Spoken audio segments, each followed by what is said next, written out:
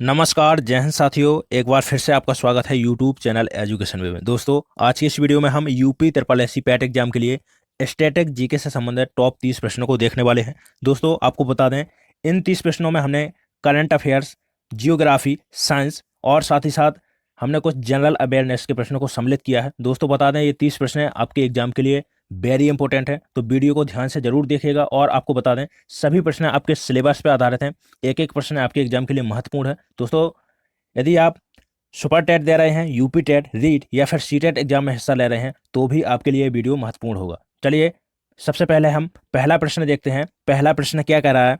पहला प्रश्न कह रहा है कि पंपास घास के स्थल कहाँ पाए जाते हैं। ऑप्शन है ब्राजील, अर्जेंटीना, मध्य यूरेशिया या फिर अफ्रीका में। देखिए, बिल्कुल इंपॉर्टेंट प्रश्न है। आपको बता दें, जियोग्राफी से संबंधित प्रश्न है और वेरी इंपॉर्टेंट प्रश्न है। दोस्तों, कमेंट जरूर कीजिएगा, इसका उत्तर बताइएगा क्या होगा। कह रहा है कि पंपास घास के स्थल कहाँ पर पाए जाते हैं, तो देखिए ऑप्शन दूसरा सही उत्तर हो जाएगा। अर्जेंटीना में पंपास घास के स्थल पाए जाते हैं। देखिए, ब्राजील की बात करते हैं तो ब्राजील में पाए जाते हैं कंपास घास के स्थल। ब्राजील में कंपास घास के स्थल, पंपास अर्जेंटीना में हो गया। और यूरेशिया की बात करते हैं तो यूरेशिया में स्टेपी घास के स्थल पाए जाते हैं। इसके बाद अफ्रीका की बात करते हैं तो सवाना घास के स्थल, सवाना और बेल्ट्स घास के स्थल कहां पर पाए जाते हैं, तो अफ्रीका में पाए जाते हैं। देखिए, यहां पर दूसरा ऑप्शन सही उत्तर हो जाएगा। जो पंपास घास के स्थल हैं कहां पर पाए जाते हैं, अर्जेंटीना सही उत्तर हो जाएगा। दोस्तों, यहां पर मैं आपको बता दूं कि जो पंपास घास के स्थल हो गया, कंपास हो गया, स्टेपी, सवाना, ये किस प्रकार के घास के स्थल हैं और यहां से प्रश्न किस प्रकार का आपके एग्जाम में देखने को मिलेगा। देखिए, पूछ सकता है कि जो कंपास घास का स्थल है वो किस प्रकार का घास का स्थल है। देखिए, तो उष्ण कटिबंधीय, कौन सा? उष्ण कटिबंधीय घास का स्थल है आपका कंपास घास का स्थल। पंपास की बात करते हैं तो एक शीतोष्ण कटिबंधीय है और स्टेपी भी शीतोष्ण है। सवाना की बात करते हैं और बेल्ट की करते हैं तो ये भी कैसे हैं आपके शीतोष्ण घास के स्थल है। चलिए, इसके बाद देख रहे हैं नेक्स्ट प्रश्न की ओर।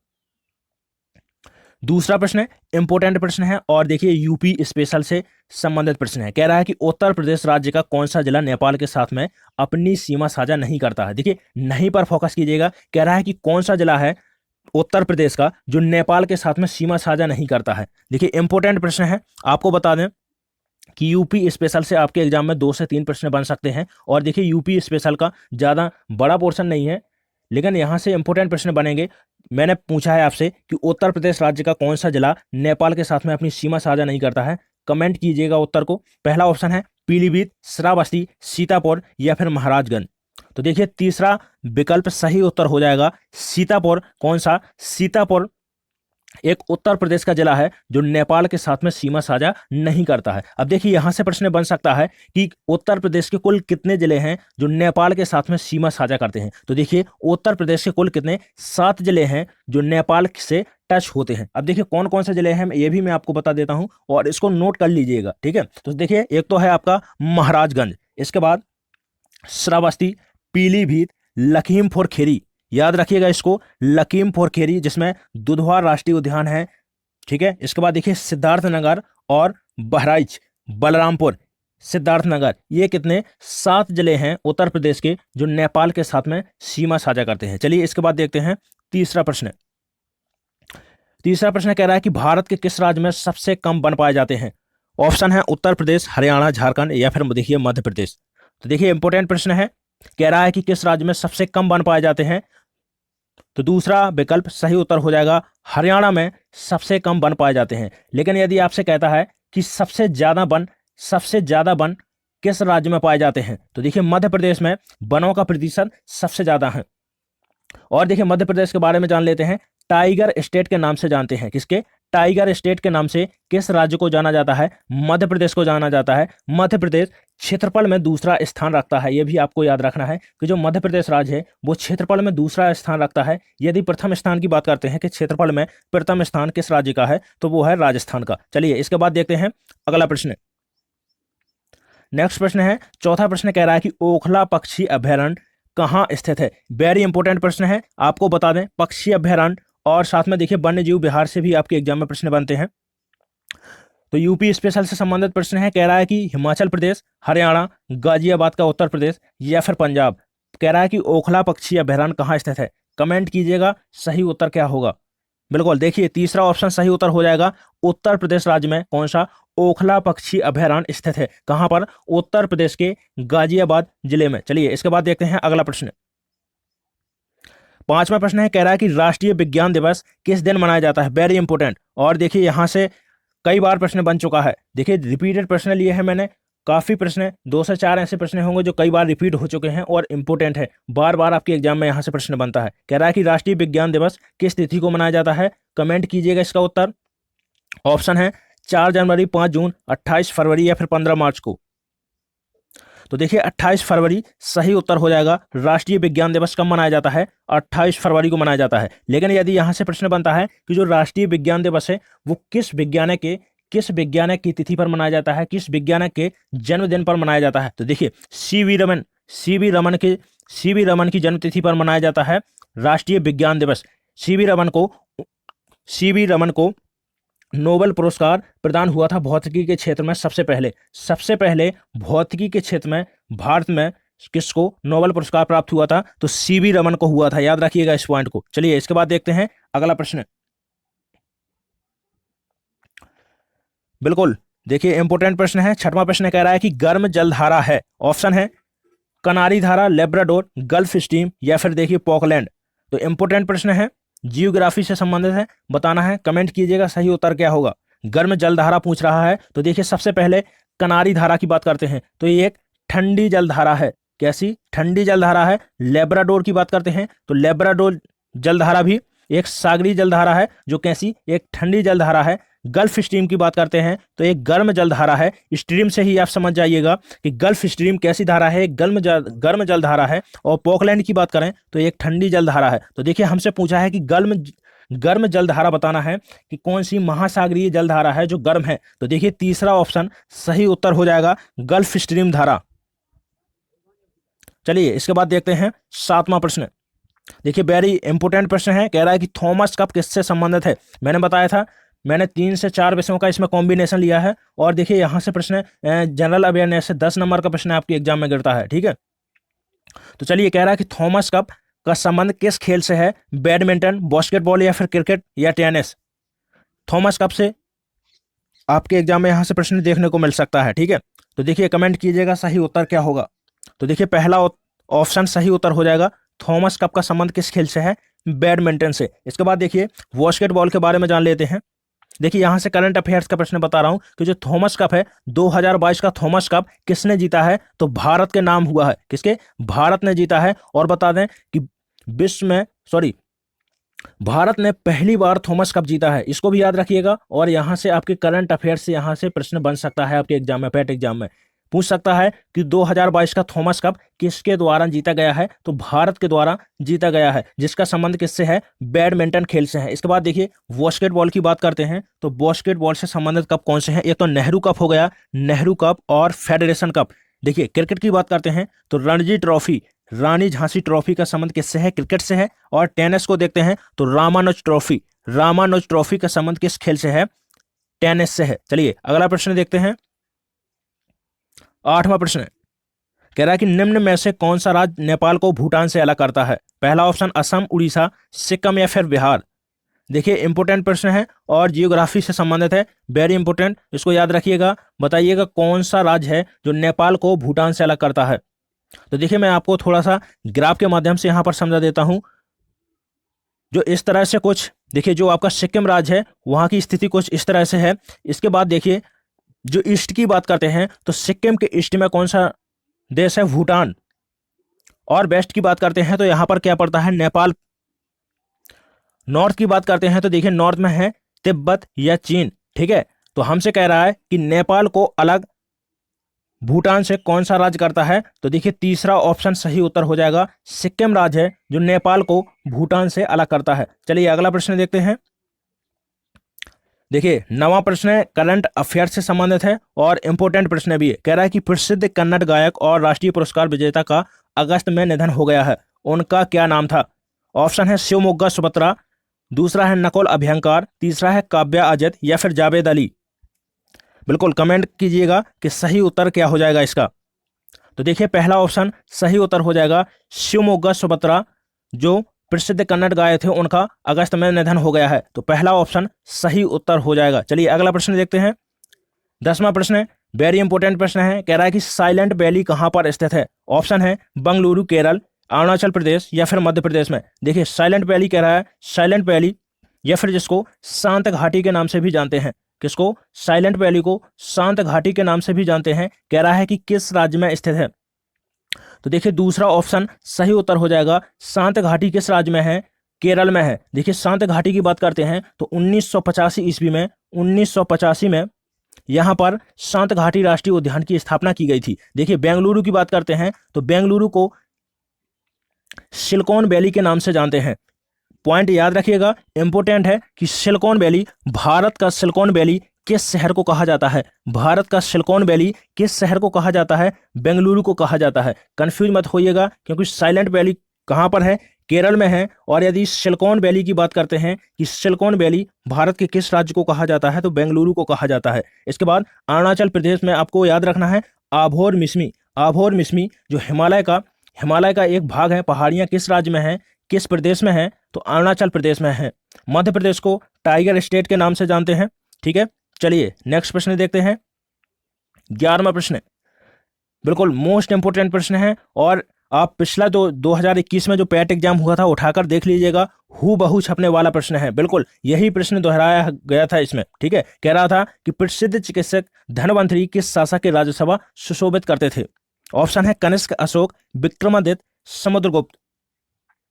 तो देखिए तीसरा ऑप्शन सही उत्तर हो जाएगा कि विक्रमादित्य। जो धन्वंतरी थे वो किसके राज्य में थे, विक्रमादित्य के। देखिए कनिष्क की बात करते हैं तो कनिष्क के राज्य में देखिए राजवैद्य का नाम क्या था, जो कनिष्क के दरबार में राजवैद्य रहते थे उनका नाम क्या था, इंपोर्टेंट है और यहां से प्रश्न बन सकता है। तो देखिए चरक को याद रखिएगा, चरक किसके राज्य में रहते थे, कनिष्क के राज्य में रहते थे। जो कैसे, जिनके द्वारा चरक संहिता का निर्माण किया गया है। चरक संहिता का निर्माण किसके द्वारा, चरक के द्वारा किया गया है, जो कनिष्क के दरबार में रहते थे। और देखिए कनिष्क के दरबार में नागार्जुन, इनको भी याद रखना है, नागार्जुन में किसके दरबार में रहते थे, तो कनिष्क के दरबार में रहते थे। देखिए समुद्रगुप्त की बात करते हैं तो भारत का नेपोलियन किसको कहा जाता है, समुद्रगुप्त को भारत का नेपोलियन कहा जाता है। इंपोर्टेंट प्रश्न है और कई बार यहां से प्रश्न एग्जाम में देखने को मिले हैं। चलिए नेक्स्ट प्रश्न देखते हैं। 12वां प्रश्न इंपोर्टेंट है, जियोग्राफी से संबंधित है, कह रहा है कि गोकक जलप्रपात किस जिले में स्थित है, रायचूर, धारवाड़, बेलगांव या फिर बीदर। कमेंट कीजिएगा।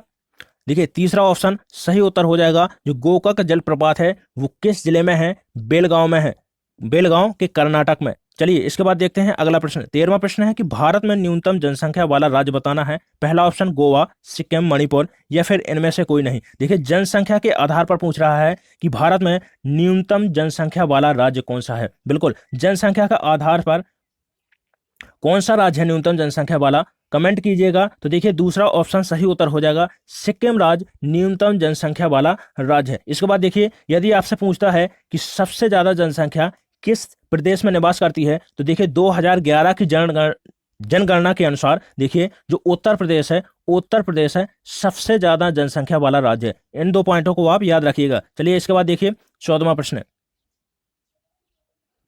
देखिए 14वां प्रश्न वेरी इंपॉर्टेंट है, इसको याद रखिएगा। कह रहा है कि गौतम बुद्ध का उपदेश दिया था, बिल्कुल धर्म चक्र प्रवर्तन का। कह रहा है कि गौतम बुद्ध के द्वारा धर्म चक्र प्रवर्तन का उपदेश दिया गया था। कहां पर दिया गया था पूछ रहा है। पहला ऑप्शन है कपिलवस्तु, लुम्बिनी, सारनाथ या फिर बोधगया।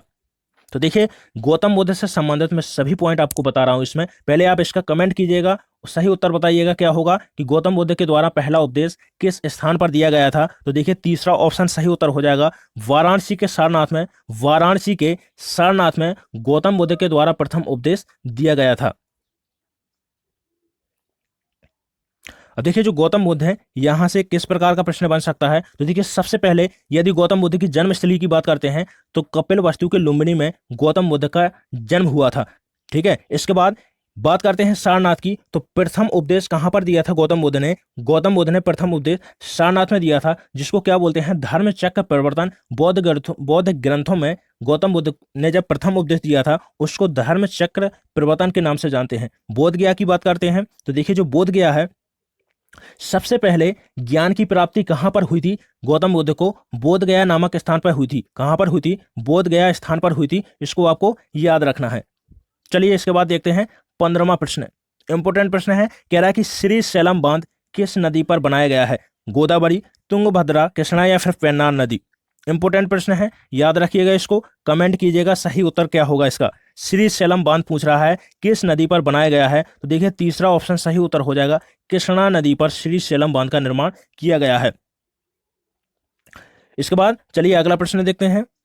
16वां प्रश्न है, कह रहा है कि वर्ष 2011 की जनगणना के अनुसार जनसंख्या के संबंध में उत्तर प्रदेश का कौन सा जिला सबसे बड़ा है? ऑप्शन है इलाहाबाद, कानपुर, गाजियाबाद या फिर लखनऊ। तो देखिए हमसे कह रहा है कि जनसंख्या की दृष्टि से 2000 जनगणना के अनुसार उत्तर प्रदेश का सबसे बड़ा जिला कौन सा है? तो पहला ऑप्शन सही उत्तर हो जाएगा, इलाहाबाद सबसे ज्यादा जनसंख्या वाला जिला है। यदि आपसे पूछता है कि 2000 जनगणना के अनुसार उत्तर प्रदेश का सबसे कम जनसंख्या वाला जिला कौन सा है, तो बात करते हैं महोबा की। कौन सा? महोबा जिला उत्तर प्रदेश का सबसे कम जनसंख्या वाला जिला है। चलिए इसके बाद देखते हैं अगला प्रश्न। 17वां प्रश्न कह रहा है कि निम्न में से कौन से राष्ट्रीय नेता poverty and un-British rule in India के लेखक हैं? देखिए इंपॉर्टेंट बुक है, इसको याद रखिएगा। आपसे बता दें कि यहाँ से बुक से आपसे प्रश्न पूछा जाएगा, जनरल अवेयरनेस के अंतर्गत यहाँ से प्रश्न पूछा जाएगा और इकोनॉमिक्स से भी इस प्रश्न का संबंध है। देखिए कह रहा है कि poverty and un-British rule in India के लेखक कौन है? ऑप्शन है जेबी जोशी, गोपाल कृष्ण गोखले या फिर दादा भाई नौरोजी, जी सुब्रमण्यम अय्यर। बिल्कुल इंपॉर्टेंट प्रश्न है, इसको याद रखिएगा। कह रहा है कि poverty and un-British rule in India, इसको आप नोट कर लीजिएगा, वेरी इंपॉर्टेंट है। तो देखिए दादा भाई नौरोजी के द्वारा इस पुस्तक का विमोचन किया गया था। देखिए दादा भाई नौरोजी के द्वारा कौन सी पुस्तक? Poverty and un-British rule in India लिखी गई थी। चलिए इसके बाद देखते हैं। हाँ एक और पॉइंट समझ लीजिएगा यहाँ पर, गोपाल कृष्ण गोखले की यदि पुस्तक आपसे पूछता है तो देखिए नेशन नामक पुस्तक किसके द्वारा? गोपाल कृष्ण गोखले के द्वारा लिखी गई। यदि आपसे पूछता है कि जी सुब्रमण्यम अय्यर के द्वारा कौन सी पुस्तक लिखी गई है, तो देखिए स्वदेश मित्रम, इसको आपको याद रखना है।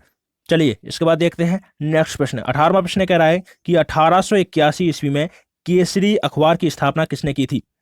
बिल्कुल ऑप्शन देखिए, कह रहा है कि लाल मोहन घोष, दूसरा है मदन मोहन मालवीय, तीसरा है आनंद चार्लू और चौथा है बाल गंगाधर तिलक।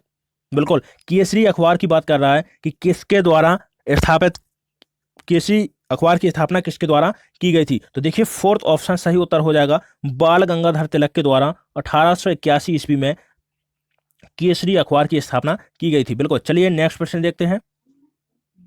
19वां प्रश्न कह रहा है कि उत्तर प्रदेश के किस शहर को सुहाग नगरी कहा जाता है? बिल्कुल वेरी इंपॉर्टेंट प्रश्न है, याद रखिएगा इसको। दोस्तों यदि आपको मैं बता दूं कि चैनल पे यदि आप नए हैं तो चैनल को सब्सक्राइब जरूर कर लीजिएगा और वीडियो को थोड़ा सा आप शेयर कर दीजिएगा। यदि आप पैट एग्जाम की तैयारी कर रहे हैं तो ये वीडियो पैट एग्जाम के लिए चल रहा है और सभी प्रश्न आपके एग्जाम के लिए मोस्ट इंपोर्टेंट है। सभी प्रश्नों को आपके एग्जाम को ध्यान में रखकर बनाया गया है।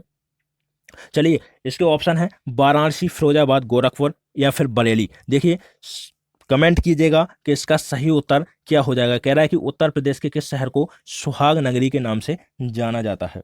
बिल्कुल देखिए ऑप्शन दूसरा सही उत्तर हो जाएगा, जो फिरोजाबाद है उसको किसके? सुहाग नगरी के नाम से जाना जाता है। लेकिन देखिए यहाँ पर एक मिलता जुलता, मैं यहाँ पर एक फिर से एक पॉइंट बताता हूँ कि यदि आपसे पूछता है कि सुरमा नगरी किस शहर को कहा जाता है या उत्तर प्रदेश के किस जिले को कहा जाता है, तो देखिए बरेली को सुरमा नगरी के नाम से जानते हैं और ये रिपीटेड प्रश्न है। ठीक है, इसके बाद देखिए फिरोजाबाद की बात करते हैं तो सुहाग नगरी इसको क्यों कहा जाता है? क्योंकि कांच की चूड़ियों के लिए प्रसिद्ध है कौन सा? फिरोजाबाद, इसलिए सुहाग नगरी के नाम से इसको जाना जाता है। यदि वाराणसी की बात करते हैं तो देखिए लकड़ी के खिलौनों के लिए फेमस है और देखिए वाराणसी की साड़ी के लिए जीआई टैग मिला है। क्या है? वाराणसी की साड़ी के लिए जीआई टैग मिला है, जो 10 वर्ष के लिए मान्य होता है। उस प्रोडक्ट के लिए 10 वर्ष का क्या होता है? जीआई टैग दिया जाता है। गोरखपुर की बात करते हैं तो गोरखपुर के लिए टेराकोटा के लिए गोरखपुर को जीआई टैग मिला है। देखिए सभी पॉइंट इंपोर्टेंट हैं, इनको याद रखिएगा। बरेली को क्या बोला जाता है? सुरमा नगरी के नाम से जानते हैं। दिया सलाई यहाँ की फेमस है। गोरखपुर की बात करते हैं तो टेराकोटा को जीआई टैग मिला है। फिरोजाबाद को बात करते हैं तो देखिए कांच की चूड़ियों के लिए प्रसिद्ध है, जिसको सुहाग नगरी के नाम से जानते हैं। वाराणसी की बात करते हैं तो देखिए लकड़ी के खिलौनों के लिए प्रसिद्ध है और देखिए यहाँ पर जो वाराणसी है उसको, वाराणसी की जो साड़ी है उसके लिए क्या मिला है? जीआई टैग मिला है। इतने पॉइंट यहाँ से याद रखिएगा। उत्तर प्रदेश से संबंधित प्रश्न है और आपके एग्जाम के लिए वेरी इंपॉर्टेंट है। चलिए अगला प्रश्न देखते हैं, 20वां प्रश्न। 20वां प्रश्न कह रहा है कि निम्नलिखित में से किसने गदर आंदोलन में महत्वपूर्ण भूमिका निभाई थी। बिल्कुल ऑप्शन है श्यामजी कृष्ण वर्मा, हरदयाल, यहाँ पर दीपेन नहीं विपिन चंद्रपाल हो जाएगा, या फिर विष्णु गणेश। तो देखिए कह रहा है कि गदर आंदोलन की बात कर रहा है कि गदर आंदोलन में किसने महत्वपूर्ण भूमिका निभाई थी। तो देखिए लाला हरदयाल को आप याद रखेंगे कि लाला हरदयाल के द्वारा क्या है गदर आंदोलन चलाया गया था। इंपोर्टेंट प्रश्न है, इसको याद रखिएगा। चलिए नेक्स्ट प्रश्न देखते हैं। 21वां प्रश्न वेरी इंपॉर्टेंट प्रश्न है और देखिए मोस्ट रिपीटेड प्रश्न है, और प्रीवियस ईयर के एग्जाम यदि आप उठाकर देखेंगे, पेपर उठाकर देखेंगे, तो वहां पर आपको ऐसे प्रश्न आपके एग्जाम में यहाँ पर देखने को मिल जाएंगे। चलिए कह रहा है कि निम्नलिखित में से किस महाद्वीप से होकर तीनों अक्षांश भूमध्य, कर्क और मकर रेखा गुजरती हैं। बिल्कुल कमेंट कीजिएगा सही उत्तर क्या हो जाएगा। ऑप्शन है उत्तरी अमेरिका, एशिया, दक्षिण अमेरिका या फिर अफ्रीका। तो देखिए तीनों अक्षांश की बात करते हैं। भूमध्य रेखा जो 0 डिग्री बोलते हैं, जिसको 0 डिग्री अक्षांश बोलते हैं। कर्क रेखा की बात करते हैं तो 23.5 डिग्री अक्षांश बोलते हैं। यदि मकर रेखा की बात करते हैं तो देखिए मकर रेखा को क्या बोलते हैं, 23.5 डिग्री अक्षांश बोलते हैं। तो हमसे पूछ रहा है कि भूमध्य, कर्क और मकर रेखा किस महाद्वीप से होकर गुजरती हैं। तो देखिए फोर्थ ऑप्शन सही उत्तर हो जाएगा कि एकमात्र अफ्रीका महाद्वीप है जहां से भूमध्य, कर्क और मकर रेखा तीनों होकर गुजरती हैं।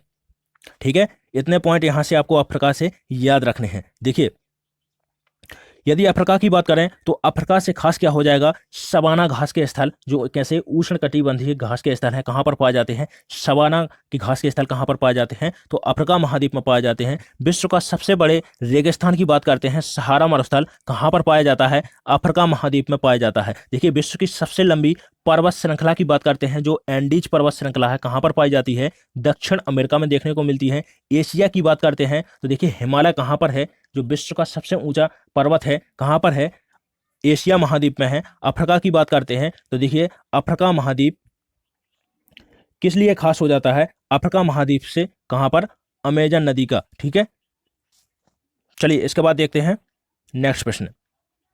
अगला प्रश्न है, कह रहा है 22वां प्रश्न है, निम्न में से कौन सा लोक जनजातीय नृत्य कर्नाटक से संबंधित है। बिल्कुल यक्षगान, बीघी, जात्रा या फिर झारा। देखिए कह रहा है कि कर्नाटक का कौन सा लोक नृत्य है। बिल्कुल तो देखिए पहला ऑप्शन सही उत्तर हो जाएगा, यक्षगान कहाँ का लोक नृत्य है, कर्नाटक का लोक नृत्य है। चलिए इसके बाद देखते हैं 23वां प्रश्न।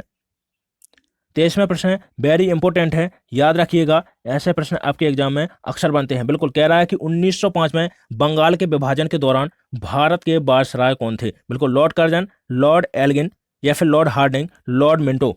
तो देखिए बंगाल के विभाजन के समय कह रहा है कि भारत के वायसराय कौन थे। पहला ऑप्शन सही उत्तर हो जाएगा, लॉर्ड कर्जन के द्वारा बंगाल विभाजन करवाया गया था। बिल्कुल यदि बात करते हैं कि बंगाल विभाजन रद्द किसने किया था, तो लॉर्ड हार्डिंग का नाम आता है कि बंगाल विभाजन 1911 ईस्वी में किसके द्वारा, लॉर्ड हार्डिंग के द्वारा रद्द करवाया गया था। देखिए लॉर्ड हार्डिंग इसलिए भी इंपॉर्टेंट है क्योंकि इनके द्वारा राजधानी, जो भारत की राजधानी थी पहले, वो क्या थी, कलकत्ता थी। कलकत्ता से दिल्ली राजधानी किसके द्वारा स्थानांतरित की गई थी, लॉर्ड हार्डिंग के द्वारा की गई थी। मार्ले मिंटो की बात करते हैं तो देखिए मार्ले लॉर्ड मिंटो के द्वारा 1909 में मार्ले मिंटो अधिनियम की शुरुआत की थी। चलिए 24वां प्रश्न है, कह रहा है कि निम्न में से कौन कैबिनेट मिशन का सदस्य नहीं था। ऑप्शन है William Board, Pethick Lawrence, Stafford Cripps या फिर एबी अलेक्जेंडर। देखिए इंपॉर्टेंट है, वेरी इंपॉर्टेंट है, और यहाँ से प्रश्न कई बार आपके एग्जाम में बन चुका है। बिल्कुल कह रहा है, कमेंट कीजिएगा सही उत्तर क्या हो जाएगा। कैबिनेट मिशन की बात कर रहा है कि कौन एक कैबिनेट मिशन का सदस्य नहीं है। तो देखिए पहला ऑप्शन सही उत्तर हो जाएगा, विलियम बोर्ड कैबिनेट मिशन का सदस्य नहीं था। देखिए स्टेफोर्ड क्रेफ्ट, पैथिक लॉरेंस और एबी अलेक्जेंडर तीनों किसके, कैबिनेट मिशन के सदस्य थे। देखिए जो कैबिनेट मिशन है वो 1946 में इसका गठन किया गया था, और एक 3 सदस्यीय कमेटी थी जिसमें से एबी अलेक्जेंडर, स्टेफोर्ड क्रेफ्ट और पैथिक लॉरेंस थे। अब देखिए यदि बात करते हैं जो कैबिनेट मिशन था, इसके अध्यक्ष की बात करते हैं कि इसका अध्यक्ष कौन था, तो देखिए एबी अलेक्जेंडर को कैबिनेट मिशन का अध्यक्ष बनाया गया था। अब देखिए जो कैबिनेट मिशन है इसके तहत भारतीय संविधान का निर्माण करवाया गया था। किसका, भारतीय संविधान का निर्माण किस मिशन के तहत हुआ था, तो कैबिनेट मिशन के तहत हुआ था, जिसका गठन कब किया गया था, 1946 ईस्वी में किया गया था। इतने पॉइंट आपको कैबिनेट मिशन से याद रखने हैं। चलिए देखते हैं अगला प्रश्न। 25वां प्रश्न है, कह रहा है कि 73वें संविधान संशोधन अधिनियम किस तिथि से लागू हुआ? ऑप्शन है 24 अप्रैल 1993, 24 अप्रैल 1994, 1 मई 1993 या फिर इनमें से कोई नहीं। तो देखिए दूसरा ऑप्शन सही उत्तर हो जाएगा। चलिए इसके बाद बढ़ते हैं अगले प्रश्न पे। 26वां प्रश्न है, कह रहा है कि भारतीय सम्राट हर्ष की जीवनी हर्षचरित किसके द्वारा लिखी गई थी? पहला ऑप्शन है वाल्मीकि, बाणभट्ट, रविंद्रनाथ टैगोर या फिर स्वामी शिवानंद। वेरी इंपॉर्टेंट प्रश्न है, याद रखिएगा इसको, कमेंट कीजिएगा कि सही उत्तर क्या हो जाएगा इसका। बिल्कुल वाल्मीकि के द्वारा, बाणभट्ट के द्वारा, रविंद्रनाथ टैगोर के द्वारा या फिर स्वामी शिवानंद के द्वारा हर्ष की हर्षचरित जीवनी लिखी गई थी। तो देखिए बाणभट्ट के द्वारा दो कृतियां लिखी गई। एक तो देखिए कादम्बरी कथा और एक कौन सी? हर्षचरित। तो देखिए दूसरा ऑप्शन सही उत्तर हो जाएगा कि भारतीय सम्राट हर्ष की जीवनी किसके द्वारा लिखी गई है? बाणभट्ट के द्वारा लिखी गई थी।